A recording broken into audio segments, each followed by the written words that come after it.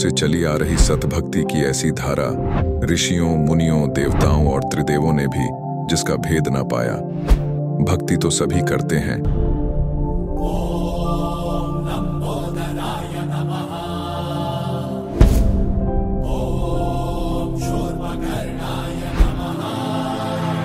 और हरदम यह सोच रहती है कि रहने के लिए आलीशान घर हो, घूमने के लिए बड़े बड़े पार्क हो, खाने पीने के लिए स्वादिष्ट भोजन हो, हम कभी बीमार ना हो, कभी दुखी ना हो और कभी भी ना मरे।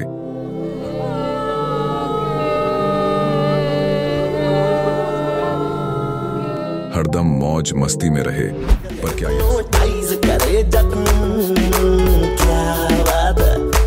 पर क्या यह संभव है? हम सब इतनी भक्ति करते हैं, व्रत करते हैं, श्राद्ध निकालते हैं, कावड़ लेकर आते हैं,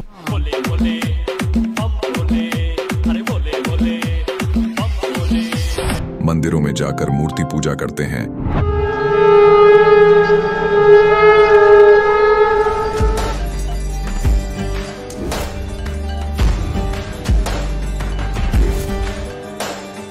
भानुकोटि भास्वरं भवाब्धितारकं परं नीलकण्ठमिप्सितार्थदायकं त्रिलोचनं कालकालमम्बुजाशमक्षशूलमक्षरम्। चर्च में जाकर प्रेयर करते हैं,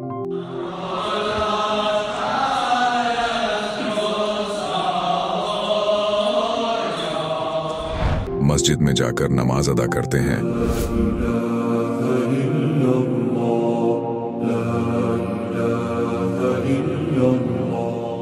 अल्लाहु अकबर कबीरा, और गुरुद्वारों में जाकर माथा टेकते हैं।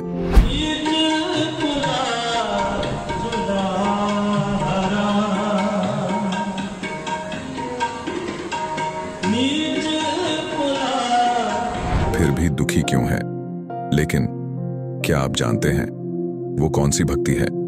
वो भक्ति जिसने मीरा को जहर से बचा लिया, ध्रुव और प्रहलाद की रक्षा की, अंधे को आंखें और बहरे को कान दिए, कोढ़ी को काया दी, दुखियों को सुखी जीवन दिया, मरने वाले को जीवन दान दिया और लाइलाज बीमारियों को दूर किया। जब संत रामपाल जी महाराज जी से दीक्षा ले ली थी, उसके बाद जब उनका कुछ विद इन मंथ कैंसर में राहत मिली। जैसे हम लोग परमात्मा का आदेश आया, हम लोग हॉस्पिटल गए और ऑपरेशन कराया। भगत जी 1 रुपया का भी दवाई माता जी को खाना नहीं पड़ा, और जो डॉक्टर कैंसर है बताते थे, वही डॉक्टर के मुख से हमने ये सुना भगत जी कि ये चमत्कार कैसे हो गया। तो हॉस्पिटल में दिखाया तो कैंसर घोषित कर दिया डॉक्टर ने यहाँ। तो फिर इसके इलाज के लिए घूमे, इलाज भी नहीं हुआ, तो फिर घर पे थक के बैठ गए। कैंसर के लिए जिंदल हॉस्पिटल में रहा, उसके बाद सपड़ा हॉस्पिटल में रहा, उसके बाद जयपुर में दिखाया, उसमें कोई इलाज नहीं हुआ। संत रामपाल जी महाराज जी ने चरणामृत प्रसाद दिया और आशीर्वाद दिया और भक्ति ज्ञान दिया, और उसके बाद मैं तंदुरुस्त हूँ। हर दिन में अपना सब कुछ खाता हूँ, मुझे कोई समस्या नहीं। मेरे को बीमारी ये थी सर कि ब्लड ट्यूब में मेरे को एक प्रकार का पस आ गया था और इन्फेक्शन हो गया था। उस इन्फेक्शन को डॉक्टर लोग वो कह रहे थे कि इसमें आपको ऑपरेशन करना पड़ेगा। आश्रम पहुंचने में परमात्मा का नामदान लिया और जो उन्होंने मुझे उपदेश दिया, उस उपदेश देने के बाद उन्होंने आशीर्वाद दिया। आशीर्वाद देने के बाद तत्क्षण में मेरा ये रोग वहीं के वहीं दर्द बिल्कुल ठीक हो गया। भक्ति सभी करते हैं, लेकिन उपरोक्त लाभ सिर्फ सतभक्ति से ही प्राप्त होते हैं। आज भी सतभक्ति करने वाले हजारों लाखों लोगों को शास्त्र अनुसार भक्ति का अद्भुत अनुभव प्राप्त हो रहा है। आइए जानते हैं ऐसे ही लाखों श्रद्धालुओं में से एक सतभक्ति करने वाले इस श्रद्धालु का अनुभव। नमस्कार जी। नमस्कार सर। क्या नाम है जी आपका? मेरा नाम देविका वर्मा है। देविका वर्मा जी, आप कहाँ से हैं? मैं रायपुर छत्तीसगढ़ से हूँ। देविका वर्मा जी, संत रामपाल जी महाराज से नाम दीक्षा आपने कब ली? संत रामपाल जी महाराज जी से नाम दीक्षा मैंने 23 जून 2020 को ली। देविका जी, संत रामपाल जी महाराज से नाम दीक्षा लेने से पहले आप क्या भक्ति साधनाएं करती थी? हम पहले सभी देवी देवताओं की भक्ति करते थे, जैसे शिव जी की, दुर्गा माता की, गणेश जी की, और मेरी मम्मी सोमवार का व्रत भी करती थी। सभी देवी देवताओं की भक्ति करते थे, जिससे हमें कोई भी लाभ नहीं हो रहा था। हम पहले बहुत दुखी रहते थे आर्थिक स्थिति भी हमारी ठीक नहीं थी और बार बार मैं बीमार भी पड़ जाती थी। मेरे पापा की भी तबीयत ठीक नहीं थी और मम्मी भी बीमार रहती थी। मेरे पापा को एक बार हार्ट अटैक आ गया था, जिससे डॉक्टर ने उन्हें 4 महीने काम ना करने के लिए कहा था, जिससे हमारी आर्थिक स्थिति और ख़राब हो गई थी। हमारे ऊपर 3 लाख का कर्जा भी था और मेरी मम्मी भी बीमार रहती थी और मैं भी बीमार रहती थी। जैसे कि आपके बताने अनुसार आप बहुत ज़्यादा दुखी थे, तो फिर आप संत रामपाल जी महाराज जी की शरण में कैसे आए? पहले मेरे मामा संत रामपाल जी महाराज जी से जुड़े हुए थे। वो एक बार हमारे घर आए थे तो उन्होंने हमें संत रामपाल जी महाराज जी के बारे में बताया। उन्होंने हमें सत्संग सुनने के लिए कहा और कहा कि आपके सभी दूर संत रामपाल जी महाराज जी से नाम दीक्षा लेने के बाद ही दूर हो सकते हैं, तो उनसे नाम दीक्षा लीजिए और भक्ति कीजिए। तो हमने उस समय उनकी बात नहीं मानी थी। फिर एक बार मेरे पापा की तबीयत और ख़राब हो गई थी, वो काफ़ी ज़्यादा बीमार हो गए थे, काम में भी नहीं जा पा रहे थे। तो हमने सोचा कि क्यों ना संत रामपाल जी महाराज जी का सत्संग सुनते हैं। तो मैं, मेरी मम्मी और मेरे पापा सत्संग सुनते थे और जो इंटरव्यू आता है वो भी देखते थे। उसमें भक्तों को बहुत सारे लाभ होते थे। तो पापा ने सोचा कि मैं भी अगर ठीक हो सकता हूँ तो मैं संत रामपाल जी महाराज जी से नाम ले लेते हैं। तो हमने 23 जून 2020 को ऑनलाइन घर पे ही नाम दीक्षा ली थी, क्योंकि उस समय लॉकडाउन था, संत रामपाल जी महाराज जी से। जैसे कि आपने बताया कि आपने संत रामपाल जी महाराज से ऑनलाइन नाम दीक्षा ली, तो क्या ऑनलाइन नाम दीक्षा लेने के बाद आपको लाभ भी मिले? जी हाँ, हमें बहुत लाभ मिले। जैसे कि मैंने बताया था कि मेरे पापा बहुत बीमार रहते थे। पापा के सीने में जलन होता था, वो ज़्यादा मेहनत का काम भी नहीं कर पाते थे और इस डॉक्टर ने उन्हें कहा था कि आपको ज़्यादा काम नहीं करना चाहिए, आप आराम कीजिए। तो फिर गुरुजी से जब हमने नाम दीक्षा लिया तब वो ठीक हो गए। मेरे पापा को डॉक्टर ने कहा था कि आपको जीवन भर दवाई लेनी पड़ेगी। तो जब हमने संत रामपाल जी महाराज जी से नाम दीक्षा ली तब से मेरे पापा ने दवाई खाना बिल्कुल छोड़ दिया और वो बिल्कुल स्वस्थ हैं। और मेरी मम्मी को 8-9 सालों से कमर दर्द की परेशानी थी। वो ज़्यादा देर तक खड़ी नहीं रह पाती थी, ना ही ज़्यादा देर तक चल पाती थी। मेरी मम्मी को कमर दर्द की परेशानी थी तो डॉक्टर ने कहा था कि आपको ऑपरेशन कराना पड़ेगा। तो मम्मी ने कहा कि नहीं, हम लोग ऑपरेशन नहीं कराएंगे। तो फिर संत रामपाल जी महाराज जी से नाम दीक्षा लेने के बाद उनकी ये परेशानी बिल्कुल ठीक हो गई और वो बिल्कुल स्वस्थ हैं। और मुझे बार बार खून की कमी हो जाती थी पहले। तो फिर संत रामपाल जी महाराज जी से नाम दीक्षा लेने के बाद मैंने गुरुजी से, संत रामपाल जी महाराज जी से अरदास लगाई और संत रामपाल जी महाराज जी ने कहा कि भक्ति करते रहो, परमात्मा दया करेंगे। तब से मैंने ना कोई दवाई ली, ना ही मैं डॉक्टर के पास गई हूँ। मैं बिल्कुल स्वस्थ हूँ संत रामपाल जी महाराज जी की कृपा से। पहले हमारे ऊपर 3 लाख का कर्जा था और हम लोग जैसे कि सभी लोग बीमार रहते थे और मेरे पापा रिक्शा चलाते हैं, तो हम लोग समझ नहीं आता था कि पैसा जितना आता है वो हम लोग अपनी बीमारी पे खर्च करें या फिर अपने कर्जे को छूटे। तो संत रामपाल जी महाराज जी के शरण में आने के बाद से हमारा 1 रुपये का भी कर्जा नहीं है और हम लोग बीमार भी नहीं पड़ते, बीमारी में भी आराम है और सभी लोग बिल्कुल स्वस्थ हैं। डॉक्टरों ने पापा को नशा करने के लिए मना किया था, फिर भी वो नशा करते थे, वो बीड़ी पिया करते थे। तो संत रामपाल जी महाराज जी से नाम दीक्षा लेने के बाद उनका नशा बिल्कुल छूट गया। हमारी आर्थिक स्थिति खराब थी तो हम लोग घर भी नहीं बना पा रहे थे। संत रामपाल जी महाराज जी से नाम दीक्षा लेने के बाद हमारा घर भी बन गया। आपने संत रामपाल जी महाराज से नाम दीक्षा ली और आपको संत रामपाल जी महाराज ने बहुत सारे लाभ दिए। आपने बताया कि संत रामपाल जी महाराज ने आपको ऑनलाइन नाम दीक्षा दी। तो जब आपको संत रामपाल जी महाराज ने ऑनलाइन नाम दीक्षा दी तो आपको विश्वास था कि आपने ऑनलाइन नाम दीक्षा ली है और वो संत इतनी दूर बैठे हैं कि आप ठीक हो सकती हो उनसे?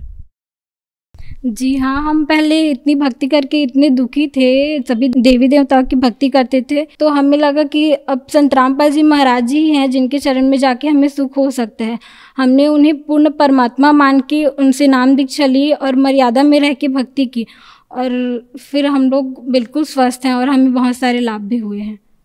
संत रामपाल जी महाराज ने आपको क्या भक्ति साधना दी? संत रामपाल जी महाराज जी ने हमें सच्चा नाम दिया और वेदों और गीता के अनुसार उन्होंने भक्ति बताई जो हम करते हैं। संत रामपाल जी महाराज से अगर कोई नाम दीक्षा लेना चाहे तो कैसे ले सकता है? संत रामपाल जी महाराज जी से नाम दीक्षा लेने के लिए आजकल विभिन्न चैनलों पे संत रामपाल जी महाराज जी का सत्संग आता है, जिसमें नीचे एक पट्टी चलती है, उसमें कॉन्टैक्ट नंबर लिखा रहता है। उसमें आप कॉन्टैक्ट करके अपने नज़दीकी नामदान सेंटर का पता लगा सकते हैं और वहां जाके निःशुल्क नाम दीक्षा ले सकते हैं। धन्यवाद जी। धन्यवाद सर। अब जगत गुरु तत्वदर्शी संत रामपाल जी महाराज जी के सत्संग के माध्यम से उस अद्वितीय आध्यात्मिक ज्ञान के बारे में जानते हैं जिसके माध्यम से आप भी प्राप्त कर सकते हैं ऐसे आध्यात्मिक, मानसिक और भौतिक सुख जो अभी तक आपने सिर्फ मीराबाई, ध्रुव, प्रहलाद जैसे कुछ ही भक्तों की जीवन कथा में सुने होंगे। अब सुनिए तत्वदर्शी संत के संग शास्त्र अनुकूल भक्ति सत्संग, ऐसा अद्वितीय आध्यात्मिक ज्ञान जिसका है सर्वधर्मों के पवित्र शास्त्रों में प्रमाण। फिर रोती रह जाती वो बहन, उसका पेटा नहीं भरता, जिसका गर्भ नाश हो जाता है, फिर शुरुआत कभी हो ना हो। तो इसलिए पुण्यात्मा नल नील ने गलती करी, उसकी सजा तुरंत मिली। फिर उन्होंने भगवान परमात्मा को याद किया। रे नल नील यतन कर हार, तब सतगुरु से करी पुकार। रे नल नील यतन कर हार, तब सतगुरु से करी पुकार। जा सतरेखा लिखी अपार, सिंधु पे सिला तिराने वाले। जा सतरेखा लिखी अपार, सिंधु पे सिला तिराने वाले। धन धन सतगुरु सत कबीर, भक्त की पीर मिटाने वाले। तो परमात्मा पहुंचे जब उन्होंने हृदय से याद किया। और रामकृष्ण कौन थे, इनको तो हम वैसे सुप्रीम पावर मान रहे थे, ये भी जब दुखी होते हैं परमात्मा याद करते हैं। और गरीबदास जी ने कहा कि रामकृष्ण सतगुरु सहजादे, ये भी तो उस परमात्मा के सहजादे हैं, ये अच्छी आत्माएं, आपसे भी अच्छे हैं उनके प्यारे बच्चे, लेकिन ये भ्रमित हो गए, काल का फंस गए, इनका दुरुपयोग कर रहा, ये मानने को तैयार नहीं है। लेकिन कोई भी बच्चा माता पिता का बिगड़ जा, गलतियां करता है भारी भारी, तो भी उनके हृदय में जगह नो की नो रहती है। बेटा तो है ही, बेटी तो है ही, वो ममता तो साथ ही है। तो परमात्मा के बारे में गरीबदास जी ने कहा कि रामकृष्ण सतगुरु सहजादे, और भक्ति है तीनों होए प्यादे। कहते तीनों देवा कमल दल बसे, ये तीनों देवता हमारे कमलों के अंदर रहते हैं। ब्रह्मा विष्णु महेश, और प्रथम इनकी वंदना, फिर सुन सतगुरु उपदेश। श्री राम ने भी फिर देखा भी समुद्र, ये नल्ली लाली बात भी बिगड़ गई। अब क्या होगा, जो भगवान को ही याद करता प्राणी हार के, तो उसका भी दुख निवारण करना था श्री रामचंद्र का भी, और नल नील को भी शिक्षा देनी थी। हमारे लिए प्रमाण छोड़ना था कि बकवाद नहीं चले इस भक्ति मार्ग में, आज जीवन सावधान रहना पड़ेगा। तो परमात्मा आते दिखे दूर से। किसी ने कहा कि ये महर्षि महात्मा कौन आ रहे हैं। नल नील की नजर गई कि तो गुरु जी आगे हैं, सतगुरु आगे हैं। बहुत जगह चरणों में दंडोत प्रणाम किया, तब तक भगवान निकट आ गए। तब श्री रामचंद्र जी ने अर्ज किया कि भगवान मेरे हे ऋषि जी, मेरे ऊपर बहुत बड़ी आपत्ति है। सारी कथा सुनाई। परमात्मा बोले मुझे पता है, और कहा कि ऐसा दुर्भाग्य है मेरा कि आज आपके इन शिष्यों के हाथों में भी यह शक्ति नहीं रही, इनके हाथों से भी पत्थर नहीं तैर रहे, मेरा दुर्भाग्य है। तो परमात्मा ने कहा कि अब इनके हाथों से कभी तैरेंगे भी नहीं, क्योंकि इनमें अभिमान सा आ गया। तब श्री रामचंद्र जी ने कहा जी फिर मेरा क्या होगा।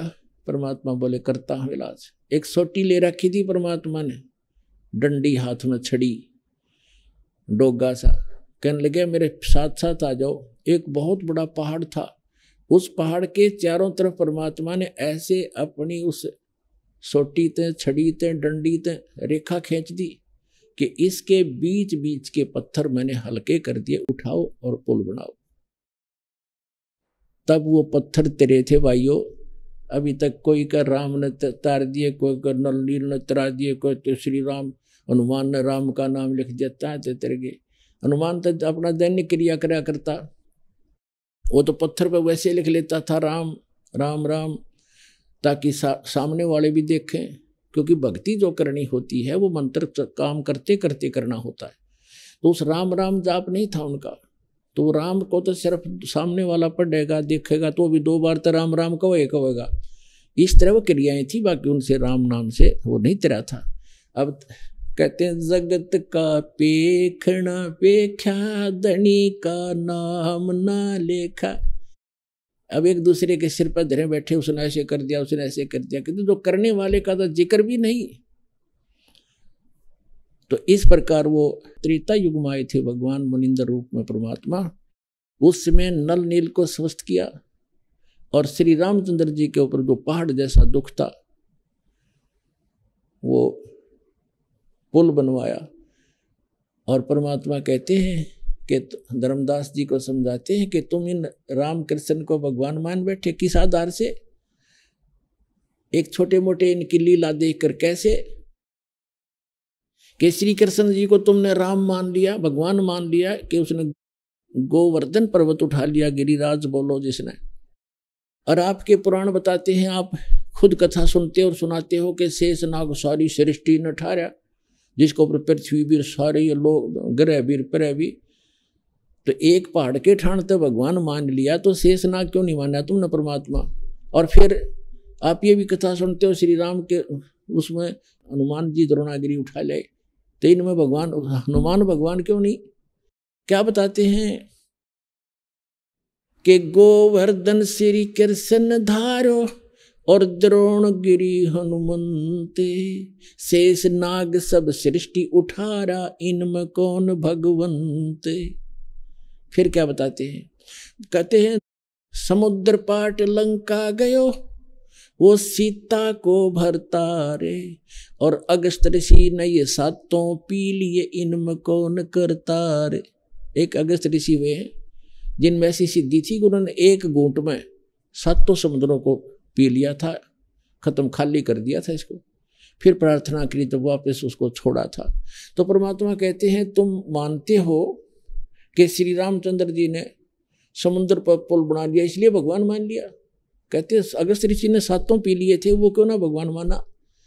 फिर कहते काटे बंधन विपत में, कठिन कियो संग्राम, चिन्हो रे नर प्राणिया, ये गरुड़ बड़ो के राम। ओए होए, कहते तुम्हारा भगवान श्री रामचंद्र जिसको तुम भगवान मानते हो, वो तो नागपाश में आ गए थे सारी सेना सब समेत, और गरुड़ ने आकर तुम्हारे भगवान का बंधन काटा था श्री राम का।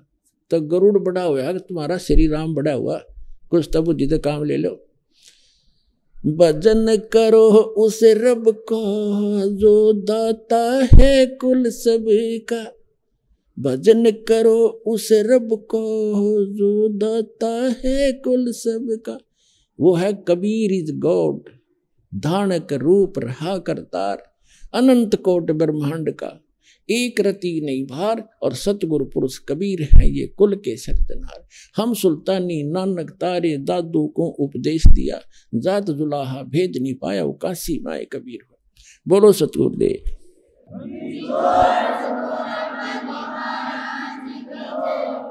परम पिता परमात्मा पूर्ण ब्रह्म सारी सृष्टि के रचनहार कबीर देव, कबीर साहब, कबीर परमेश्वर, ये हमारे हमदर्द हैं, हमारे पिता हैं, हमारे जनक हैं। चींटी से लेकर हाथी के, रंक से लेकर राजा के, और देव से लेकर महादेव और इंद्र सुरपति इंद्र तक के वही जनक हैं। दुर्गा देवी और ज्योति निरंजन ब्रह्म सरपुरुष और अक्षर पुरुष के भी जनक वही हैं। अक्षर पुरुष की उत्पत्ति भले ही अचिंत से हुई है, अचिंत भी उसी परमात्मा कबीर साहब का पुत्र है, उनका ही दिया वचन से अक्षर पुरुष की उत्पत्ति अचिंत के माध्यम से हुई थी। तो पुण्यात्मा, आप जिस लोक में रह रहे हो ये लोक ठीक नहीं, ये महागंदा स्थान है, और यहां कोई ना रहा ना रहेगा। परमात्मा स्वयं आते हैं इस काल के जाल को समाप्त करने के लिए, अज्ञान हटाने के लिए, और हमें अपना निज स्थान बताने के लिए, जहां हम पहले रहा करते थे, जहां कोई दुख नहीं था। यहां काल भगवान ने हमारे को इस 5 तत्वों की कैद में बेड़ी लगा रखी है, रोक रखे हैं इस बॉडी में। कोई गधे की बॉडी में, कोई सूअर के पिंजरे में, कोई मानव के पिंजरे में। ये जीव इस शरीर रूपी पिंजरे में और 21 ब्रह्मांड रूपी कैद में रोक रखा है। यहाँ कोई सुखी नहीं है। यहाँ के प्रबंधक भी सुखी नहीं है, जो ब्रह्मा विष्णु महेश 3 व्यवस्थक बताए जाते हैं।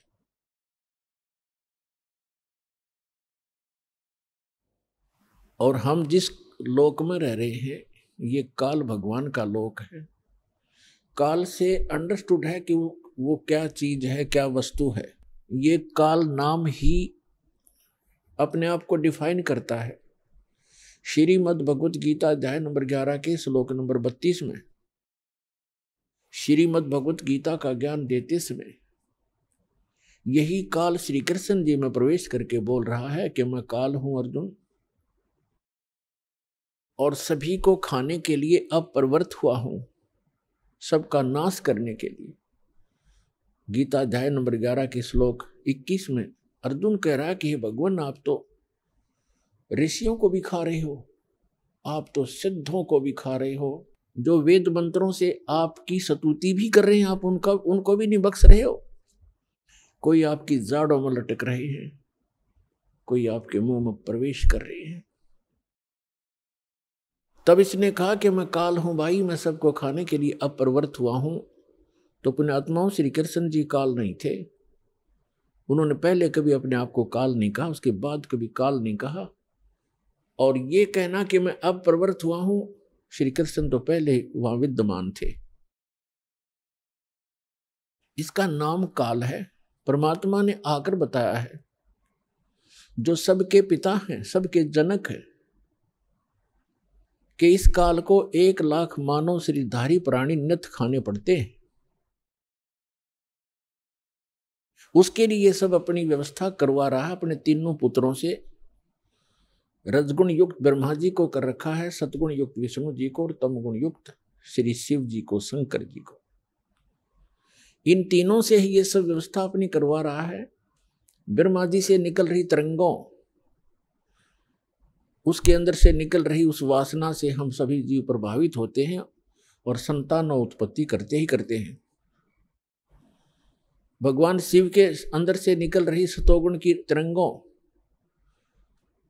उसके अंदर वो वासना निकलती है जिससे हम प्रभावित होकर के यहाँ एक दूसरे के साथ मोह के अंदर, ममता के अंदर ग्रस्त रहते हैं। हमारे बस की बात नहीं कि हम यहाँ से ये मोह हटा सके। परमेश्वर कबीर जी ने आकर ही बताया हमारे को कि जैसे तीसरा जो भगवान है श्री तमोगुण युक्त शंकर जी की आप कार्यशैली से परिचित हैं कि वो संहार करते हैं। किस लिए करते हैं? जब पैदा हुए हैं तो मारने की क्या आवश्यकता है? पैदा किए हैं तो उनको मारा क्यों जाता है? हमारी बुद्धि काम करना बंद कर गई क्योंकि हमने ये प्रोसेस फाइनल मान लिया और कोई विकल्प नहीं। तो परमेश्वर ने आके बताया कि तीनों भगवान भले ही अपने अपने स्थानों पर रहते हैं। आपके प्रभु श्री ब्रह्मा जी रजोगुण युक्त, श्री विष्णु जी सतोगुण युक्त और श्री शंकर जी तमोगुण युक्त। ये अपनी अपनी राजधानी, इनके द्वीप हैं, नगरी हैं, ऊपर लोक है, शिवपुरी है, विष्णु लोक है, विष्णुपुरी है, ब्रह्मापुरी है। ये वहां रहते हैं, लेकिन उनके अंदर से निकल रहे गुणों का प्रभाव है, जो वासना है, जो उनके अंदर से निकल रही रेंज है उनकी, इन 3 लोकों पर उनकी रेंज है, पृथ्वी लोक, पाताल लोक और स्वर्ग लोक। तो वहीं से वो प्रभावित कर रहे हैं यहाँ पर सबको। जैसे एक मकान के अंदर दूसरे कक्षों में व्यक्ति बैठे होते हैं और रसोई के अंदर मिर्चों का छोंक लगता है, तो अन्य कक्षों में बैठे हुए व्यक्ति भी प्रभावित होते हैं, जबकि वो स्थूल साकार वस्तु रसोई के अंदर है मिर्च, उसके गुण ने वहां प्रभावित किया और उनको छींकें आने लगी। उनके बस की बात नहीं कि उन छींकों को वो रोक सके किसी कीमत पर। ठीक इसी प्रकार ये तीनों काल के पुत्र श्री ब्रह्मा जी, श्री विष्णु जी, श्री शिव जी भले ही हमसे दूर बैठे हैं, उनके अंदर से निकल रही जो उनके महक है, उनके अंदर से जो गंध है, वो हमें यहाँ पर भी प्रभावित कर रही है, जिस कारण से हम संतानों उत्पत्ति करते हैं। फिर मोह ममता, संपत्ति में मोह, माता पिता के अंदर ममता, बच्चों के अंदर हमारा राग, ये जीव के बस का नहीं। और मृत्यु हमारे बस नहीं, क्योंकि ये भगवान शिव का डिपार्टमेंट है जो काल भगवान ने इनको सेवा दे रखी है। अब नौकर, जैसे कोई कसाई का नौकर है, अब वो नौकरों की क्या पार बसाएगी कि वो कहेगा जिसको कि इतने बकरे ला के इस बाड़े में मेरे इस स्टॉक में ला के छोड़ दे, वो लाएगा। और दूसरे नौकर की सेवा लगा रखी है कि इन सब बकरों को तू इनकी सेवा कर, इनको चरा, जल पिला, गर्मी सर्दी से बचा, यहाँ रख, पालन कर इनका, वो करेगा ही करेगा। और तीसरे नौकर की उसने ड्यूटी लगा रखी है कि तू मुझे जितने आवश्यक हो निकाल के यहाँ ला, इनको काट और सप्लाई करो। तो उनके बस की बात नहीं है, वो कितने नेक व्यक्ति हों वो तीनों नौकर, लेकिन वो अपनी ड्यूटी को करनी ही पड़ेगी। इसी प्रकार ये तीनों देवता इस काल कसाई के, काल भगवान के पुत्र और साथ में नौकर हैं, व्यवस्थक हैं, प्रबंधक हैं। और पुण्यात्मा, इस काल भगवान को श्राप लगा हुआ है। 1 लाख मानव शरीरधारी प्राणी ये नित्य आहार करता है। परमेश्वर ने आके बताया हमारे को, जैसे परमेश्वर चारों युगों में आते हैं और जो ये सत्संग चल रहा है ये उसी उपलक्ष्य में है कि ये वो शुभ दिन है जिस दिन परमात्मा ने हमारे ऊपर दया करी। कलयुग के अंदर हम दुखी प्राणियों को, भ्रमित प्राणियों को आके सही दिशा देने के लिए वो परमात्मा अपने निज लोक, उस अच्छे लोक को छोड़कर हमारे लिए इस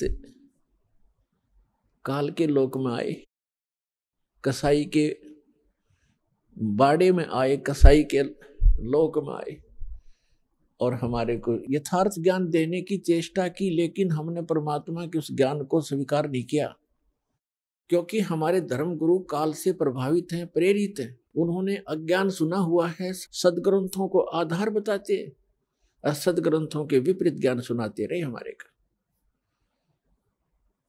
तो वो परमात्मा यहाँ आते रहते हैं और ये उसी उपलक्ष्य में समागम चल रहा है। सतगुरु आए दया करी, ऐसे दीन दयाल, बंदी छोड़ वृद्धतास कहा, जठरगनी प्रतिपाल। सतगुरु आए दया करी, परमात्मा सतगुरु रूप में आए, हमारे ऊपर मेहर करी। ऐसे दीन दयाल, हमने कैसी भयंकर गलती कर रखी है पुण्यात्माओं, लेकिन ये दयालु गणे हैं। हम भरी थाली का ठोकर मार के आए हो आप, हम सभी नालायक हैं हम। वहां में सर्व सुख प्राप्त थे सतलोक में, आपको सर्व सुख सुविधाएं थी, विमान था प्रत्येक का अलग अलग, वहां पर हर प्रकार की सुविधाएं थी। सदाबहार वृक्ष हैं, झरने बह रहे हैं, कोई गर्मी और सर्दी नहीं है, सुंदर शरीर, युवा शरीर रहता है, गर्मी सर्दी मच्छर माखी कुछ नहीं, किसी चीज का अभाव नहीं, कोई दुर्घटना नहीं। हम उस लोक ने, ऐसे सत्य लोक ने, सच्चे लोक को, सर्व सुख संपन्न लोक को छोड़कर इस काल के साथ यहाँ धक्के खाने आ गए। और आज हमारी क्या दुर्गति कर रखी है, कोई जीव सुखी नहीं। चाहे यहाँ प्रधानमंत्री बना बैठा हो, हर समय उसकी चिंता खत्म नहीं होती, टेंशन ग्रस्त रहता है। तो खा का ये जीवन, कहाँ जी रहे हम, कहाँ रह रहे हैं। सतगुरु आए दया करी, ऐसे दीन दयाल, और बंदी छोड़ वृद्धतास का, जठरग्नि प्रतिपाल। बंदी छोड़ माने इस काल की बंद से हम बंदी हैं, कैदी हैं, काल के कैदी हैं, और हम कर्मानुसार अपने दुख या भोग रहे हैं, क्योंकि कैद में किए हुए कर्म का ही दंड भोग रहा होता है। तो समर्थ आकर के हमें काल के जाल से छुड़वाकर सतलोक ले जाते हैं, अमरलोक ले जाते हैं। इसलिए वो बंदी छोड़ खाते हैं। अमर करूं सतलोक पठाऊं, ताते बंदी छोड़ कहाऊं। कहते हैं अमर करूं सदा के लिए ऐसे स्थान पर भेज दूंगा तुम्हें जहां आपकी कभी मृत्यु नहीं होगी। गीता अध्याय नंबर 15 के श्लोक नंबर 1 से 4 में प्रमाण है कि उल्टा लटका हुआ पीपल संसार रूपी वृक्ष समझो, इसके ऊपर को मूल है, नीचे को तीनों गुण रजगुण ब्रह्मा सद्गुण विष्णु रूपी शाखाएं हैं। और जो संत इसके सभी विभाग बता देता है अलग अलग करके, स वेदविद, वो वेद के तात्पर्य को जानने वाला है, वो तत्वदर्शी संत है।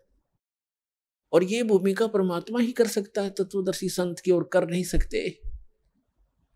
तत्व का अर्थ है पूर्ण रूप से सत्य ज्ञान आधार से जो ज्ञान प्रचार करता है वो तत्वदर्शी होता है। यहाँ के ब्रह्मा जी को मालूम नहीं, कहता है मैं पता नहीं कहाँ से उत्पन्न हो गया और कौन मेरे जनक हैं। तो ब्रह्मा जी से ही ज्ञान आगे सबको प्राप्त है, इंक्लूडिंग विष्णु और शिव जी तक, उसी से ज्ञान प्राप्त है। तो उसके बाद कितने ऋषि महर्षि अपनी चतुरता दिखाते रहे, वो तत्वदर्शी कैसे हो सकते हैं? वो परमात्मा की एक प्रश्न का उत्तर नहीं दे पाए आज तक। सतयुग से लेकर कलयुग तक परमात्मा चारों युगों में आते रहे और यहाँ ज्ञान प्रचार करते रहे। प्रश्न किया करते हमारे धर्मगुरुओं से कि कौन ब्रह्मा का पिता है, कौन विष्णु की माँ, और शंकर का दादा कौन है, हमको पंडित जी दो बताओ। ये ज्ञान का उत्तर ना दे करके उनके साथ झगड़ा ठाना करते थे। और इनको अजर अमर अविनाशी, इनका कोई जनक नहीं, सर्वेश्वर है, महेश्वर है, कालज्य है, मृत्युंजय है, ऐसे कहकर ये हमें भ्रमित किया करते थे। तो परमात्मा हमारे को यहां से काल के जाल से निकालने के लिए आते हैं। कहते हैं अमर करूं सतलोक पठाऊं, ताते बंदी छोड़ कहां। बंदी छोड़ का अर्थ है कर्मों के बंधन से हम यहाँ बंधे हुए हैं। हमारे इन बंधन को काटकर भगवान हमें मुक्त कराता है। तो तत्वदर्शी संत की भूमिका करने के लिए वो परमात्मा स्वयं ही आते हैं। और गरीबदास जी कहते हैं सतगुरु आए दया करी ऐसे दीन दयाल, बंदी छोड़ वृद्ध तास का जठ अग्नि प्रतिपाल। तो गीता अध्याय नंबर 15 के श्लोक नंबर 1 से 4 में ये स्पष्ट किया, परमात्मा ने बताया है कि सभी विभाग बताए संसार रूपी वृक्ष के कि अक्षर पुरुष एक पेड़ है, सरपुरुष वा की डार, इसको निरंजन ज्योति निरंजन भी कहते हैं। अक्षर पुरुष एक पेड़ है, सरपुरुष वा की डार, और तीनों देवा शाखा हैं ये पात रूप संसार। जैसे पेड़ कौन सा होता है जो पृथ्वी से बाहर दिखाई देता है, अंदर का जो जड़ें होती हैं, मूल हैं, वो गुप्त होती हैं, प्रोक्ष होती हैं, वो अव्यक्त होती हैं, वो दिखाई नहीं देती। तो मूल स्वयं परमात्मा ही थे कबीर भगवान, अमर पुरुष, सत्य पुरुष, परम अक्षर ब्रह्म है वो। और उसके बाहर जो दिखाई देता उसके विषय में उन्होंने बताया कि अक्षर पुरुष ये तना समझो, और सरपुरुष वा की डार, जो मोटी डार निकलती है उसको ब्रह्म समझो, और तीनों देवा शाखा हैं, उस शाखा, उस डार के आगे 3 शाखा समझो, ये रजगुण ब्रह्मा सद्गुण विष्णु तप गुण शिव जी जानो। एक बार इस चित्र को देख लीजिए फिर आसानी से समझ पाओगे। ये एक चित्र है, ये कंप्लीट चित्र देखो। ये पृथ्वी से बाहर जो दिखाई देता है इसके विषय में परमात्मा ने जानकारी दी है कि अक्षर पुरुष ये तना जो है ये तो अक्षर पुरुष है, और सरपुरुष वा की डार, और तीनों देवा शाखा हैं ये पात रूप संसार। अब ये परमात्मा बता रहे हैं कि अक्षर पुरुष एक पेड़ है, ये बाहर दिखाई देता है सारा पेड़ समझो, लेकिन इसका जो तना है ये है वो, ये तना तो सरपुरुष है, और अक्षर पुरुष है, ये सरपुरुष वा की डार, और तीनों देवा शाखा है ये हम यहाँ हैं, ये पात रूप संसार। अब जड़ कौन है ये बताने के लिए इस दास को भेजा है। परम अक्षर ब्रह्म है जो सबका पालन करता है, जो गुप्त है, प्रोक्ष है, पृथ्वी के अंदर समझो, यानी ऊपर के लोक हैं, सतलोक, अलखलोक, अगमलोक, अकह लोक, ये नीचे का पुरुष नीचे का। और ये है कौन? अनंत कोट ब्रह्मांड का एक रति नहीं भारे, सतगुरु पुरुष कबीरे हैं ये कुल के सिरजनहारे। हम सुल्तानी नानक तारे दादू को उपदेश दिया, जात जुलाहा भेद न पाया ये काशी महे कबीर हुआ। तो ये है वो संसार रूपी वृक्ष।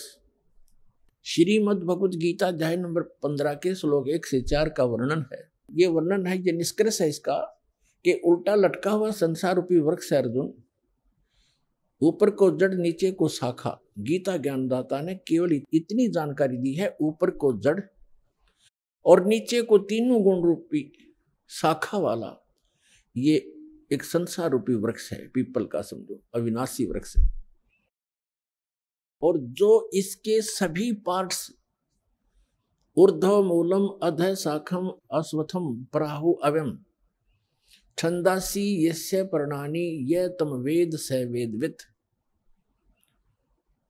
इसके सभी छंद सभी विभाग जो जानता है, पत्तों समेत इसके सब छंद हैं, ऊपर को जड़ और नीचे को शाखा वाला ये संसार रूपी पीपल का अविनाशी वृक्ष समझो। और इसके पत्ते आदि सभी छंद हैं, और जो इन सभी विभागों को जानता है, सब न्यारे न्यारे बताता है, स वेदवित् व तत्वदर्शी संत है। तो श्रीमद् भगवत गीता के इस अध्याय 15 के श्लोक 1 में जो वर्णन है कि वो वेदवित् वो तत्वदर्शी संत सतगुरु होगा, वो कौन है? जिसने ये वाणी बोली है अपने सुख संवेद में, सच्चिदानंद घन ब्रह्म ने उस तत्व ज्ञान में बोला है। तो वो सतगुरु भी वही हैं। तुम साहेब तुम संत हो, तुम सतगुरु तुम हंस, गरीब दास तुम्हारे रूप बिना और न दूजा अंश।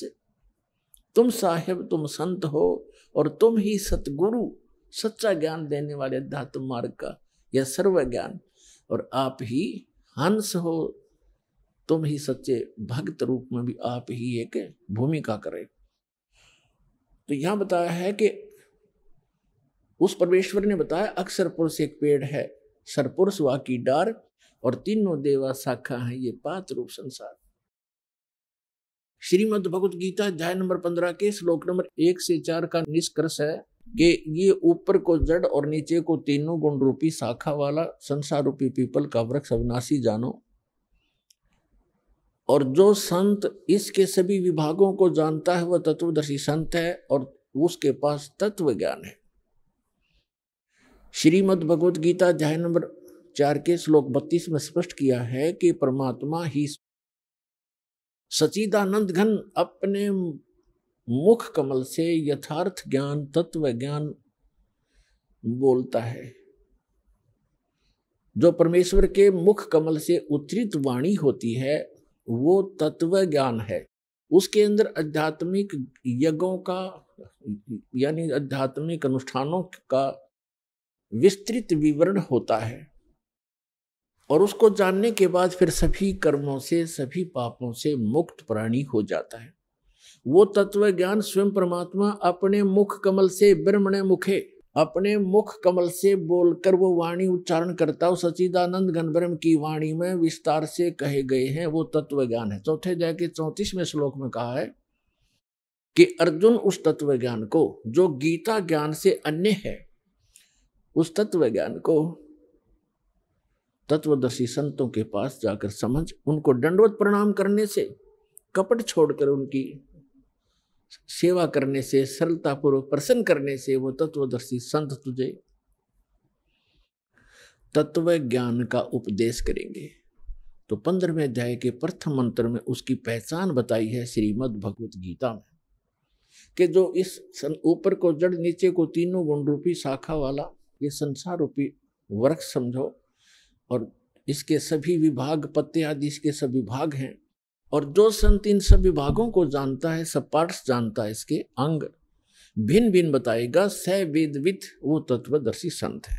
और 15वें अध्याय के 4थे श्लोक में कहा है कि उसके पश्चात तत्वदर्शी संत से तत्व ज्ञान प्राप्त करके इस अज्ञान रूपी अंधकार में उलझे हुए इस अज्ञान को काटकर, तत्व ज्ञान रूपी शस्त्र से इस अज्ञान को काटकर, उसके पश्चात परमेश्वर के उस परम पद की खोज करनी चाहिए, जहां जाने के बाद साधक फिर लौटकर संसार में कभी नहीं आते,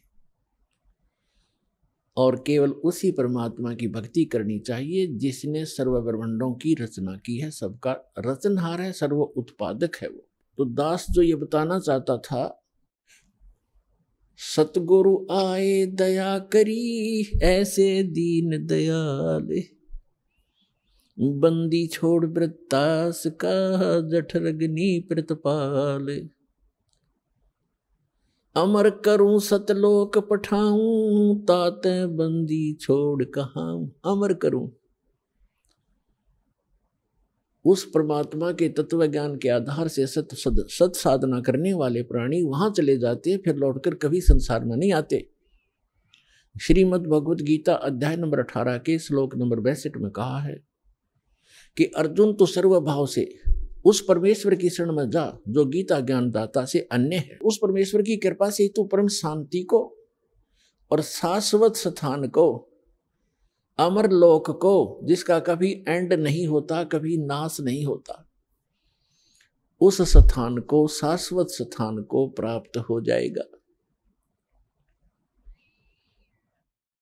अपने आत्मा ये ज्ञान भगवान ने 600 वर्ष पहले बताया था, और फिर उन महापुरुषों को मिले परमात्मा आकर के, जो उनका गुण है, विधान है, अच्छी आत्माओं को मिले। आदरणीय धर्मदास साहिब जी को, आदरणीय मलुकदास साहिब जी को, आदरणीय नानक साहिब जी को, आदरणीय दादू साहिब जी को, आदरणीय गरीबदास साहिब जी गांव छुरानी जिला झज्जर हरियाणा वाले को, आदरणीय गीसा दास साहिब जी को गांव खेखड़ा उत्तर प्रदेश जिला बागपत वाले को,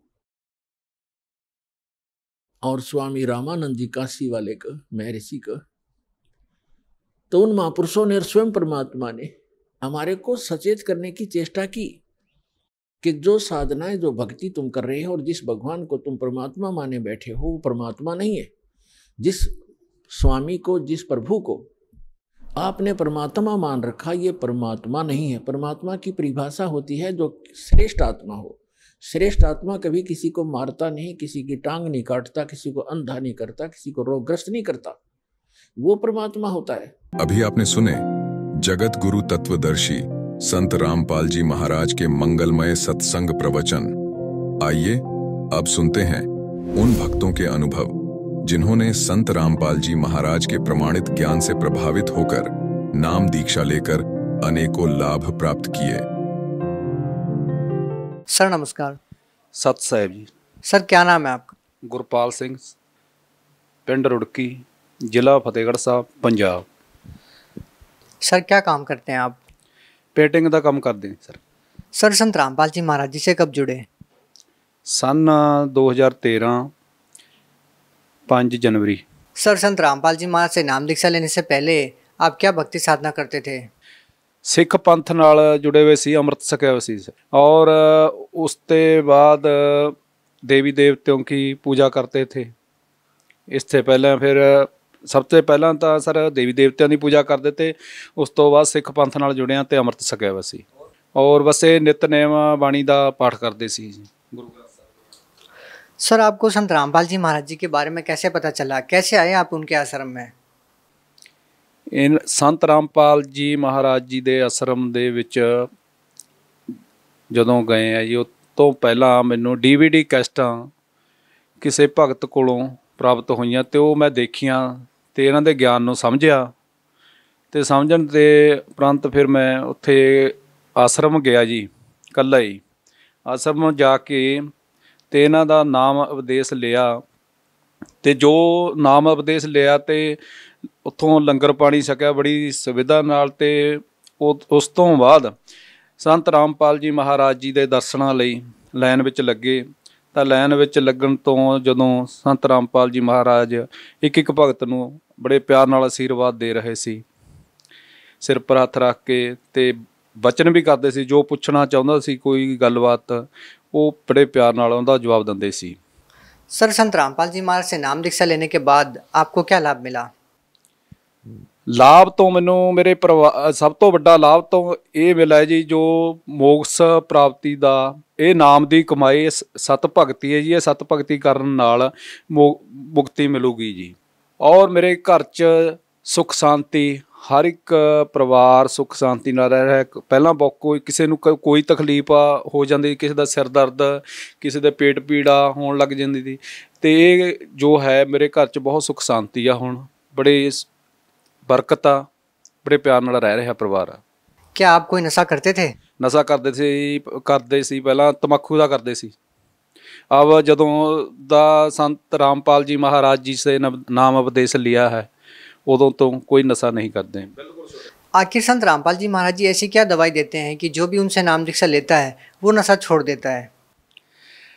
दवाई तो सब उनके नाम में ही है सर। जो नाम है उनका सच्चा नाम है, वो नाम जपन नाल हर एक नशा तो नशा, हर एक रोग भी दूर हो जाता है। क्या ये बात सच है कि संत रामपाल जी महाराज जी का कोई भी अनुयायी नशा करना तो दूर की बात है, छूता तक नहीं? हाँ बिल्कुल सच है सर। नशा करना तो दूर, ਉਹਨੂੰ ਹੱਥ ਲਗਾਉਣਾ ਵੀ ਮਨਾ है, बहुत अपराध है, मतलब लिया के नहीं देना, करना तो दूर रहा। नहीं, मेरे कहने का मतलब ये है कि संत रामपाल जी महाराज जी के नियम तो जरूर हैं कि आप लोगों को नशा नहीं करना, नशीली वस्तुओं को नहीं छूना। क्या वास्तव में ही उनके जो श्रद्धालु हैं वो नियमों का पालन करते हैं या फिर नियम तो कहने मात्र के लिए बना रखे हैं? नहीं सर, बिल्कुल मतलब बिल्कुल पालन करते हैं जी। जे अगर एक कोई ਉਹ नहीं, कोई दबाव नहीं, कोई कुछ नहीं है, ये भी है भी कोई जान के शर्त रखी भी आ, वो ਐਟੋਮੈਟਿਕਲੀ ही नाम उपदेश लेने तो बाद कृपा हो जाती है, बिल्कुल ही मन मुड़ जाता है। सर आपको नशीली वस्तु छुए कितने दिन हो गए? मैं 2013 ਦੇ ਵਿੱਚ मतलब ਦਸੰਬਰ ਤੱਕ ਨਸ਼ਾ ਕਰ ਲਿਆ ਸੀ। ਉਸ ਤੋਂ 5-10 दिन, 5 हफ्ता 7 दिन पहला ही नशा छोड़ा, तो उस तो बाद हमने हाथ नहीं लगाया, खाना तो दूर रहा। सर देखिए, यदि किसी श्रद्धालु ने मान लीजिए किसी शराब की दुकान में काम करता है या फिर उसकी कोई परचून की दुकान है, तो क्या वो भी कोई नशीली वस्तु जैसे बीड़ी, सिगरेट, तंबाकू, गुटखा, ये तो आम चीज़ें हैं, क्या इन चीज़ों को बेचना, इन चीज़ों को हाथ लगाना मना है? हाँ जी मना है। श्रद्धालु कोई नहीं हाथ नहीं लगाएगा, बेचना तो दूर रहा सर। सर आपने पंजाब से जाके हरियाणा में संत रामपाल जी महाराज से नाम दीक्षा ली, आपने उनसे ही नाम दीक्षा क्यों ली? बहुत सारे संत हैं जिनकी लाखों की तादाद में श्रद्धालु हैं, आपने संत रामपाल जी महाराज से ही नाम दीक्षा क्यों ली? सर नाम दीक्षा तो संत रामपाल जी महाराज पूर्ण परमेश्वर जी तो इस करके ਲਈ है, मैं सब पंथां विच घुम के वेख लिया है, इस करके घूमिया सी। मैनू तकलीफ सी, मैनू एक औरत दिसदी सी प्रेत वादा, वो मेरा बहुत नुकसान कर चुकी सी। इस पेटिंग दे काम करन तो पहला मैं पंजाब पुलिस विच सी, नौकरी छुट गई मेरी, बहुत बर्बादी हुंदी जाई गई, घर की स्थिति बहुत खराब हो गई, कलेश घर विच बहुत होण लग गया। इस करके सिख पंथ राधा स्वामी धन धन सतगुरु सरसा वाले निरंकारी पंथ, इनमें सब किते मैं जाके अपनी तकलीफ दूर करने लई, बर्बादी जो हो रही थी उसनूं रोकण लई मैं सारे घुम के वेख लिया सर। तो इस करके मैनूं संत रामपाल जी महाराज जी का DVD कैसटां राहीं सारा जो ज्ञान का पता लग्या, सत्संग सुने इन्हां दे, ते मैं कहा भी इत्थे भी जाके देखना। तो संत रामपाल जी महाराज जी का मैं देखने ही गया सी, भी परखण गया सी, नाम उपदेश मुखा इन्हां दी जो शर्तां पूरियां मन के इन्हां दा नाम उपदेश लेना जरूरी है, लेके ही पता लगेगा भी इस तो लाभ होएगा जां नहीं। तो नाम लेण तो उपरंत मैनूं ये सारे जो मैनू प्रेत बाधा सी मेरी सब दूर हो गई, तो दिन पर दिन मैनू लाभ होना शुरू हो गया। लाभ मतलब मेरा इन्ना हो गया, मैं बड़ी जिंदगी खुशी नाल बतीत कर रहा हुण, मेरे परिवार च हर सुख शांति आ, कोई कलेश नहीं, बच्चे बड़े प्यार नाल रह रहे हैं। सब तो वड्डी गल ये आ भी मेरे मालक ने सच्चे पातशाह पूर्ण परमेश्वर संत रामपाल जी महाराज जी ने मेरे सब परिवार ते बच्चों ते कृपा करती। सर देखिए, आपने बड़ी आसानी से कह दिया कि आप हिंदुस्तान में बहुत सारे संतों के पास, आपने बहुत ही प्रसिद्ध जो धर्मगुरु हैं आज के दिन, जिनकी बहुत बड़ी तादाद में श्रद्धालु हैं, अनुयायी हैं, उनके पास भी आप जाके आए लेकिन आपको कोई लाभ नहीं मिला और आप संत रामपाल जी महाराज जी की शरण में आए और आपको लाभ मिल गया। सर, उन लोगों के लिए चिंता की बात है जो कई वर्षों से उन धर्मगुरुओं के सानिध्य में रह के भक्ति कर रहे हैं, तो वो लोग क्या करें? आप उन धर्मगुरुओं की भक्ति पद्धति पर प्रश्न चिन्ह लगा रहे हैं। आपको कैसे लगता है कि संत रामपाल जी महाराज जी सही भक्ति विधि बता रहे हैं और वो सही भक्ति विधि नहीं बता रहे हैं? किस आधार पर कह रहे हैं आप ये? वो इस आधार पर कह रहे हैं सर, वेद मिलाओ, ਬਾਈਬਲ ਮਿਲਾਓ, ਗੀਤਾ ਮਿਲਾਓ। ਜੋ ਗੀਤਾ ਨੂੰ ਮੰਨਦਾ ਗੀਤਾ ਨੂੰ ਪੜ੍ਹੇ। ਅਤੇ ਜਦੋਂ ਸੰਤ ਰਾਮਪਾਲ ਜੀ ਮਹਾਰਾਜ ਜੀ ਦਾ ਸਾਧਨਾ ਚੈਨਲ 'ਤੇ ਸਤਸੰਗ ਆਉਂਦਾ ਹੈ, ਉਦੋਂ ਉਂਗਲ ਲਾ ਕੇ ਇੱਕ ਇੱਕ ਸ਼ਬਦ ਸਮਝਾ ਰਹੇ ਹੁੰਦੇ ਨੇ ਸੰਤ ਰਾਮਪਾਲ ਜੀ ਮਹਾਰਾਜ। ਉਦੋਂ ਆਪਣੀ ਤੁਸੀਂ ਬਾਈਬਲ ਜਾਂ ਗੀਤਾ ਜਾਂ ਕੋਈ ਗ੍ਰੰਥ ਨੂੰ ਪੜ੍ਹਨ ਵਾਲਾ ਜਾਂ ਕੋਈ ਸਰਸੇ ਵਾਲਿਆਂ ਦੀਆਂ ਕਿਤਾਬਾਂ ਨੇ ਮਹਾਰਾਜ ਜੀ ਦੀਆਂ, ਉਹਨਾਂ ਨਾਲ ਮਿਲਾ ਕੇ ਦੇਖੋ। ਉਹਨਾਂ ਦਾ ਕਿਸੇ ਦਾ ਨਾਮ ਨਹੀਂ ਇਹਨਾਂ ਨਾਲ ਮਿਲਦਾ ਜੀ। ਇਹਨਾਂ ਦਾ ਨਾਮ ਜੋ ਕੋਈ ਆਪਣਾ ਰੱਬ ਪਾਉਣਾ ਚਾਹੁੰਦਾ ਹੈ ਜਾਂ ਮਾਰਗ ਦੇ ਸੱਚੇ ਮੁਕਤੀ ਦੇ ਮਾਰਗ 'ਤੇ ਮੁਕਤੀ ਚਾਹੁੰਦਾ ਹੈ ਕਰਾਉਣੀ ਆਪਣੀ ਸੱਚੇ ਦਿਲੋਂ, ਤਾਂ ਉਹ ਇਸ ਗ੍ਰੰਥਾਂ ਦੇ ਪਿੱਛੇ ਪਵੇ ਅਤੇ ਇਹਨਾਂ ਦੇ ਸਤਸੰਗ ਨੂੰ ਬੜੇ ਪਿਆਰ ਨਾਲ ਸੁਣੇ। ਅਤੇ ਜਦੋਂ ਪਰ ਇਹਨਾਂ ਤੋਂ ਤੁਸੀਂ ਨਫ਼ਰਤ ਨਾ ਕਰੋ। ਮੈਂ ਇਹਨਾਂ ਨੂੰ ਕਹਿੰਦਾ, ਰਾਧਾ ਸੁਆਮੀ ਪੰਥ ਵਾਲੇ ਆ, ਚਾਹੇ ਭਾਈ ਸਰਸਾ ਵਾਲੇ ਆ ਮਹਾਰਾਜ ਜੀ ਦੇ, ਚਾਹੇ ਨਿਰੰਕਾਰੀ ਆ, ਚਾਹੇ ਸਿੱਖ ਪੰਥ ਨਾਲ ਜੁੜੇ ਹੋਏ ਆ, ਪਰ ਨਫ਼ਰਤ ਨਾ ਕਰੋ। ਬੜੇ ਪਿਆਰ ਨਾਲ ਇਹਨਾਂ ਦੇ ਸਤਸੰਗ ਨੂੰ ਸੁਣੋ। ਇਹਨਾਂ ਦਾ ਜਿਹੜਾ ਮਤਲਬ ਨਾਮ ਆ, ਕੋਈ ਇਹ ਨਹੀਂ ਕਹਿ ਸਕਦਾ ਬਈ ਗ੍ਰੰਥ ਦੇ ਗ੍ਰੰਥ ਇਹਨਾਂ ਦੇ ਪ੍ਰੂਫ ਨਾਲ ਪ੍ਰੂਫ ਆ ਪੂਰਾ। ਹਰ ਇੱਕ ਗ੍ਰੰਥ ਦੇ ਨਾਲ ਇਹਨਾਂ ਦਾ ਨਾਮ ਜੋ ਕਹਿ ਰਹੇ ਨੇ ਮਿਲ ਰਿਹਾ ਹੈ, ਪਰ ਗ੍ਰੰਥਾਂ ਦੇ ਵਿੱਚ ਇਹ ਨਾਮ ਲਿਖਿਆ ਵਾ ਨਹੀਂ ਹੈਗਾ। ਜੇ ਤੁਸੀਂ ਕਹੋ ਵੀ ਲਿਖਿਆ ਵਾ ਇਹ ਗ੍ਰੰਥਾਂ ਦੇ ਵਿੱਚ, ਤੁਸੀਂ ਗ੍ਰੰਥਾਂ ਨੂੰ ਰੱਬ ਨਾ ਮੰਨ ਕੇ ਚੱਲੋ, ਪਰ ਜਿਹੜਾ ਨਾਮ ਆ ਉਹ ਗੁਰੂ ਇੱਕੋ ਹੁੰਦਾ ਪੂਰਾ ਸੰਸਾਰ 'ਤੇ। ਹੁਣ ਤੁਸੀਂ ਮੰਨ ਕੇ ਚੱਲੋ ਮੇਰੇ ਭਗਤੋ ਅਤੇ ਭੈਣ ਭਰਾਵੋ ਪਿਤਾਵੋ, PhD ਦੀ ਪੜ੍ਹਾਈ ਆ। PhD ਦੀ ਪੜ੍ਹਾਈ ਨੂੰ ਹਰ ਇੱਕ ਇਨਸਾਨ ਨਹੀਂ ਕਰ ਸਕਦਾ ਹੈਗਾ ਜੇ ਚਾਹੀਏ। ਇੱਕ ਨਾ ਮਤਲਬ ਸੰਤ ਆ ਜਿਹੜਾ ਇੱਕੋ ਹੁੰਦਾ ਸੰਸਾਰ 'ਤੇ ਪੂਰਾ। ਤੁਸੀਂ ਇਹਨਾਂ ਦੇ ਨਾਮ ਉਪਦੇਸ਼ ਨੂੰ ਸੁਣੋ, ਸਮਝੋ ਆਪਣੇ। ਫਿਰ ਕੋਈ ਬਾਈਬਲ ਪੜ੍ਹਨ ਵਾਲਾ ਜਾਂ ਗੀਤਾ ਪੜ੍ਹਨ ਵਾਲਾ ਜਾਂ ਵੇਦ ਪੜ੍ਹਨ ਵਾਲਾ ਉਹਦੇ ਨਾਲ ਮਿਲਾਓ। ਵਾਕਈ ਵੀ ਇੱਦਾਂ ਇਹਨਾਂ ਦੇ ਨਾਮ ਬਾਰੇ ਕਹਿ ਰਹੇ ਨੇ ਜੋ ਸੰਤ ਰਾਮਪਾਲ ਜੀ ਮਹਾਰਾਜ ਕਹਿ ਰਹੇ ਨੇ, ਉਹ ਇੱਦਾਂ ਹੀ ਕਹਿ ਰਹੇ ਨੇ। ਬਾਕੀ ਉਹਨਾਂ ਦੇ ਵਿੱਚ ਲਿਖਿਆ ਹੋਇਆ। ਆਪਣੇ ਗ੍ਰੰਥਾਂ ਨੂੰ ਧਿਆਨ ਨਾਲ ਪੜ੍ਹੋ ਅਤੇ ਸਮਝੋ। ਆਪਣੇ ਗਾਉਂ ਜਾਂ ਸ਼ਹਿਰ ਵਿੱਚ ਇਹ ਲਾ ਲਓ, ਕਿਸੇ ਦੇ ਖਿਲਾਫ ਕੋਈ ਸੱਚ ਸ਼ਬਦ ਬੋਲ ਦੂੰਗੇ ਤਾਂ ਉਹ ਕੜਵਾ ਲੱਗਦਾ ਹੈ, ਤਾਂ ਉਹਦੇ ਲਈ ਮਤਲਬ ਬਹੁਤ ਕੁਛ ਸੋਚਦਾ। ਪਰ ਸੱਚਾਈ ਹੈ ਜਿਹੜੀ ਸੱਚਾਈ, ਕੋਈ ਸੱਚ ਬੋਲਣਾ ਅਤੇ ਸੱਚਾਈ ਦਾ ਸਾਥ ਦੇਣਾ ਕਿਸੇ ਬਿਰਲੇ ਇਨਸਾਨ ਦਾ ਹੀ ਕੰਮ ਹੁੰਦਾ ਸਰ। ਇਹ ਮਤਲਬ ਸੰਤ ਰਾਮਪਾਲ ਜੀ ਮਹਾਰਾਜ, ਮੈਂ ਆਪਣੀ ਇਹ ਕਹਿ ਰਿਹਾ ਵੀ ਮੈਂ ਨਹੀਂ, ਚਲੋ ਮਿਲਾਉਣ ਘੁਮਾਉਣ ਵਾਲਾ ਵੀ ਇਹੀ ਆ ਮਾਲਕ ਸੰਤ ਰਾਮਪਾਲ ਜੀ। ਮੈਂ ਸਾਰੇ ਧਰਮਾਂ 'ਚ ਘੁੰਮ ਕੇ ਸਾਰੇ ਕਿਤੇ ਦੇਖਿਆ ਵਾ। ਅਗਰ ਮੈਂ ਹੁਣ ਇਸ ਆਪਣੀ ਇੰਟਰਵਿਊ ਰਾਹੀਂ ਕਿਸੇ ਨੂੰ ਮਾੜਾ ਕਹਿ ਦੇਵਾਂ, ਮੈਂ ਹੀ ਬੁਰਾ ਲੱਗਦਾ ਹੋਊਗਾ ਸਰ। ਚਾਹੇ ਕੋਈ ਰਾਧਾ ਸੁਆਮੀ ਵਾਲਾ, ਚਾਹੇ ਕੋਈ ਸਰਸੇ ਵਾਲਾ ਮਹਾਂਪੁਰਸ਼ਾਂ ਦੇ ਜਾਂਦਾ ਹੈ, ਜਾਂ ਬਿਆਸ ਵਾਲੇ ਮਹਾਂਪੁਰਸ਼ਾਂ ਦੇ ਜਾਂਦਾ, ਜਾਂ ਸਿੱਖ ਪੰਥ ਨਾਲ ਜੁੜਿਆ ਵਾ। ਮੈਂ ਹੁਣ ਸੱਚਾਈ ਕਹਿ ਦੇਵਾਂ, ਅਗਰ ਕੋਈ ਗਲਤ ਲਫ਼ਜ਼ ਬੋਲਦਾ, ਪਰ ਗਲਤ ਬੋਲਦੇ ਨਹੀਂ ਅਸੀਂ ਹੈਗੇ ਜੀ। ਭਗਤ ਜੀ ਗੁਰੂ ਮਹਾਰਾਜ ਦਾ ਦੱਸਿਆ ਵਾ ਵੀ ਬੜੇ ਨਿਮਰਤਾ ਨਾਲ ਰਹੋ। ਕੋਈ ਮਤਲਬ ਚਾਹੇ ਇੱਟਾਂ ਬੱਟੇ ਮਾਰੇ ਜਾਊ, ਕੋਈ ਵੀ ਕਹੇ ਨਿਮਰਤਾ ਨਾਲ। ਇਹ ਕਹਿ ਰਹੇ ਹਾਂ ਵੀ ਇਹ ਨਾਮ ਆ ਜਿਹੜਾ ਮਤਲਬ ਗਲਤ ਨਹੀਂ ਅਸੀਂ ਕਹਿਣਾ। ਆਪਣਾ ਮਿਲਾ ਕੇ ਦੇਖੋ ਜੀ ਵੀ ਬਿਲਕੁਲ ਇਹ ਸੰਤ ਰਾਮਪਾਲ ਜੀ ਮਹਾਰਾਜ ਸੱਚ ਬੋਲੇ ਨੇ। ਸੱਚ ਨੂੰ ਮਤਲਬ ਜਿਹੜਾ ਵੀ ਅੱਜ ਦੇ ਪਿੱਛੇ ਨਿਗਾਹ ਮਾਰ ਕੇ ਦੇਖ ਲਓ, ਜਿਸ ਵੀ ਸੰਤ ਨੇ ਅੱਜ ਸੱਚ ਬੋਲਿਆ ਉਹਨੂੰ ਅੰਦਰ ਕੀਤਾ ਹੈ ਅਤੇ ਉਹਦੇ ਇੱਟਾਂ ਬੱਟੇ ਉਹਨੂੰ ਬੁਰਾ ਭਲਾ ਮਾੜਾ ਕਿਹਾ। ਇਹ ਤੁਸੀਂ ਆਪਣਾ ਪਿੱਛੇ ਦੇਖ ਕੇ ਦੇਖੋ। ਇਹ ਸੰਤ ਰਾਮਪਾਲ ਜੀ ਮਹਾਰਾਜ ਇਨਸਾਨ ਨਹੀਂ, ਇਹ ਪੂਰਨ ਪਰਮਾਤਮਾ ਨੇ। ਇਹਨਾਂ ਨੂੰ ਜਾਣੋ, ਸਮਝੋ। ਜੋ ਬੇਨਤੀ ਇਹਨਾਂ ਅੱਗੇ ਕਰਦੇ ਆ ਮਾਲਕ ਪੂਰੀ ਕਰਦੇ ਨੇ, ਪਰ ਇਹ ਗਲਤ ਹੈ ਜੀ। ਤੁਸੀਂ ਇਹਨਾਂ ਨੂੰ ਸਮਝੋ। ਬੜੇ ਪਿਆਰ ਨਾਲ ਕਹਿ ਰਹੇ ਹਾਂ ਅਸੀਂ, ਸਮਝ ਕੇ फिर आप गलत कह सकते हैं। बिल्कुल ये गलत गल्लां कही हुई ने जी।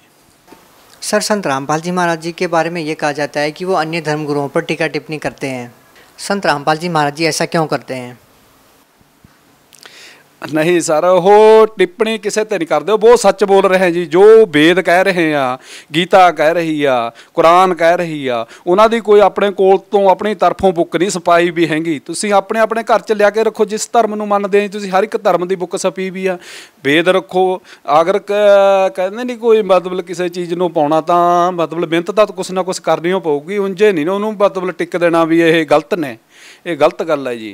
मतलब ये बिल्कुल सच्ची ਗੱਲ ਸਮਝਾ ਰਹੇ ਨੇ ਸੰਤ, ਇਹਨਾਂ ਦੇ ਮਤਲਬ ਤੁਸੀਂ ਮਾਰਗ ਨੂੰ ਸਮਝੋ, ਮੇਰੀ ਤਾਂ ਇਹੀ ਬੇਨਤੀ ਆ। सर, संत रामपाल जी महाराज की वेशभूषा को देखकर ऐसा नहीं लगता कि वो एक संत हैं। जैसा कि उनके बड़े बड़े बाल नहीं हैं, उनकी बड़ी बड़ी दाढ़ी नहीं है, गेरुए कलर के कपड़े नहीं पहनते, वो मालाएं नहीं पहनते हैं। सर, आम जन समाज में ये धारणा ही बनी हुई है कि जो भी संत होता है वो गेरुए कलर के कपड़े पहनता है। तो संत रामपाल जी महाराज को समझना लोगों के लिए थोड़ा मुश्किल होता है। सर, क्या कहना चाहेंगे? बिल्कुल, ये सर देखो सर, मेरी एक छोटी जी यही बेनती आ, ਕਿਸੇ ਨੂੰ ਕੋਈ ਤਕਲੀਫ ਹੁੰਦਿਆ ਸੰਸਾਰ ਦੇ ਵਿੱਚ ਬਹੁਤ ਤਰ੍ਹਾਂ ਦੀਆਂ ਤਕਲੀਫਾਂ ਨੇ, ਉਦੋਂ ਕੋਈ ਕਿਸੇ ਦਾ ਮਤਲਬ ਉਹ ਕਿਸੇ ਸੰਤ ਦੇ ਇਹ ਨਹੀਂ ਲਿਖਿਆ ਵਾ ਹੁੰਦਾ ਬਈ ਇਹ ਜਟਾਂ ਵਾਲਾ ਹੀ ਪੂਰਨ ਸੰਤ ਆ, ਜਾਂ ਫਿਰ ਇਹ ਵੱਡੀਆਂ ਵੱਡੀਆਂ ਦੇ ਜਟਾਂ ਹੁਣ ਉਹ ਸੰਤ ਆ, ਜਾਂ ਉਹਦੇ ਭਗਵੇਂ ਕੱਪੜੇ ਪਾਏ ਵੇ ਨੇ। ਇਹ ਬਿਲਕੁਲ ਉਹ ਆ, ਜਦੋਂ ਆਪਾਂ ਜਨਮ ਲੈਂਦੇ ਆ ਆਪਣੇ ਕੋਈ ਜਟ ਨਹੀਂ ਹੁੰਦੀ, ਕੋਈ ਦਾੜੀ ਨਹੀਂ ਹੁੰਦੀ ਹੈਗੀ, ਕੋਈ ਮਤਲਬ ਮੁੱਛ ਨਹੀਂ ਰੱਖੀ ਵੀ ਹੁੰਦੀ ਹੈਗੀ। ਇਹ ਤਾਂ ਇੱਥੇ ਆ ਕੇ ਆਪਾਂ ਨੂੰ ਇਹ ਸਾਰਾ ਉਹ ਫਿਰ ਅੱਗੇ ਅੱਗੇ ਉਹ ਪ੍ਰਾਪਤ ਹੁੰਦਾ ਹੈ ਜੀ। ਇਹ ਬਾਣਾ ਜਿਹੜਾ ਇਹ ਗੱਲਾਂ ਦੇ ਪਿੱਛੇ ਨਹੀਂ ਆਪਾਂ ਨੇ ਮੁੱਖ ਰੱਖ ਕੇ ਚੱਲਣਾ ਹੈਗਾ। ਸਰ, ਸੰਤੋਂ ਕੀ ਬਾਣੀ ਹੈ, ਕੰਠੀ ਮਾਲਾ ਸੁਮਰਨੀ ਪਹਿਨੇ ਸੇ ਕਿਆ ਹੋਏ, ਉੱਪਰ ਡੁੰਡਾ ਸਾਧਕਾ ਅੰਤਰ ਰੱਖੇ ਕੋਈ। ਇਹ ਬਾਣੀ ਆ ਸਰ ਵੀ ਦਿਖਾਵੇ ਨਾਲ ਨਹੀਂ ਇਹ ਹੁੰਦੇ ਹੈਗੇ ਕੰਮ ਜੋ ਹੈਗਾ ਸੰਤ, ਮਤਲਬ ਸੰਤ ਦਾ ਤਾਂ ਅੰਦਰ ਦੇਖਿਆ ਜਾਂਦਾ ਹੁੰਦਾ, ਬਾਹਰੋਂ ਨਹੀਂ ਦੇਖਿਆ ਜਾਂਦਾ ਹੁੰਦਾ। बहुत सारे श्रद्धालु हैं जो संत रामपाल जी महाराज से नाम दीक्षा लेने की इच्छा रखते हैं। सर, वो श्रद्धालु संत रामपाल जी महाराज जी से कैसे जुड़ सकते हैं? हाँ जी सर, ये बहुत वधिया गल पूछी है सर।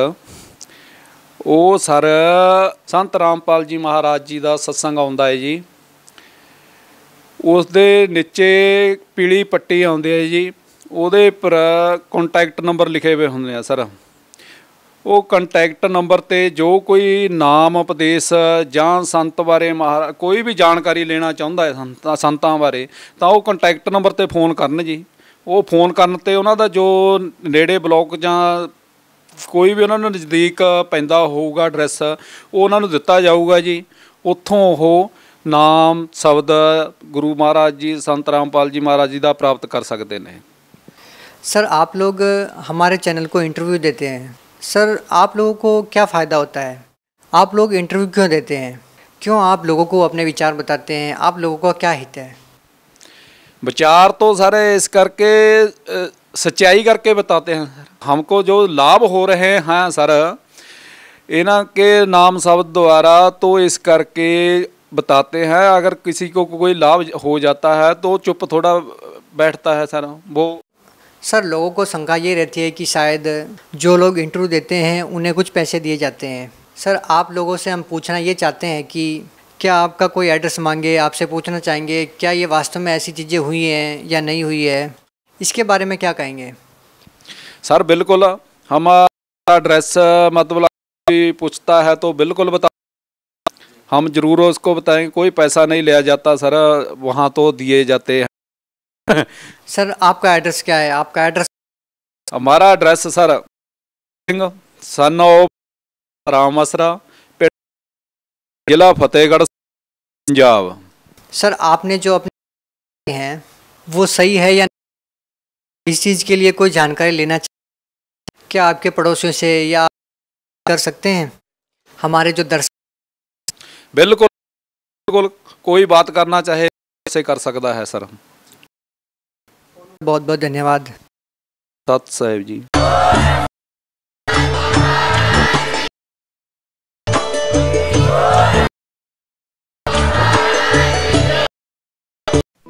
आप सुन रहे थे तत्वदर्शी संत रामपाल जी महाराज। अधिक जानकारी के लिए संपर्क करें।